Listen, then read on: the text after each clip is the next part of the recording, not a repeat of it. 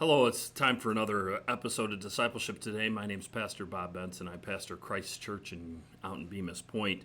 I'm going to be reading from the ESV. We've been using the book of John as a discipleship text because of that special relationship that John and Jesus had. I'm in John chapter 10, and I'm going to be reading from the ESV, the English Standard Version.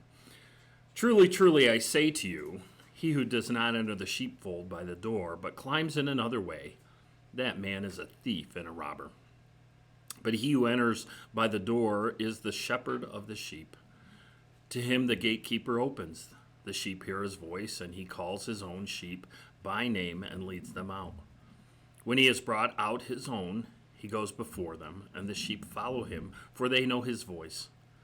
A stranger they will not follow, but they flee from him, for they do not know the voice of the stranger. This figure of speech Jesus used with them, but they did not understand what he was saying to them. So Jesus again said to them, Truly, truly, I say to you, I am the door of the sheep. All who come before me are thieves and robbers. But the sheep did not listen to them. I am the door. If anyone enters by me, he will be saved and will go in and out and to find the pasture. The thief comes only to steal and to kill and destroy. I came that they may have life and have it abundantly. I am the good shepherd. The good shepherd lays down his life for the sheep. He who is a hired hand is not the shepherd, who does not own the sheep.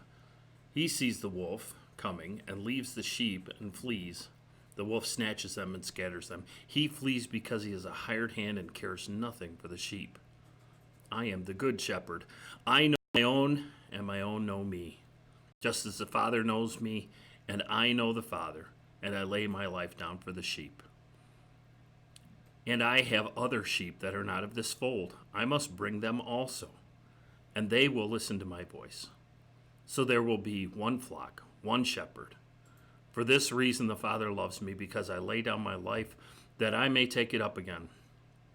No one takes it from me, but I lay it down of my own accord. I have authority to lay it down, and I have authority to take it up again. This charge I have received from my Father. There was again a division among the Jews because of these words. Many of them said, He has a demon and he is insane. Why listen to him? Others said, These are not words of the one who is oppressed by a demon. Can a demon open the eyes of the blind? Here we see another incident where Jesus is preaching and teaching in front of the people, and the chief priests and the scribes are having a disagreement about the things that he's saying. But we see this really special relationship between John and Jesus Christ here as he records this. I am the good shepherd.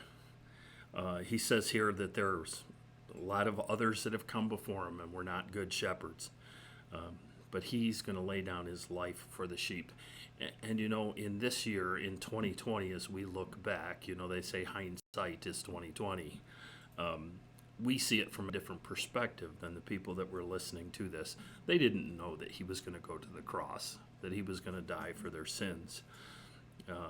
This whole thing about sheep, and I know if you've never been around sheep and you don't understand sheep, some of this can be kind of confusing. But a sheep knows his shepherd. When he calls out to them, they will gather around him. They will follow him. That's not true of the butcher. If the butcher calls for a sheep, it won't immediately run to him. It says that he has to be dragged in. And that's an interesting word there, used in the Hebrew. It says that God draws, and that word there is actually drags people to himself. He compels them, so they must come. Really interesting word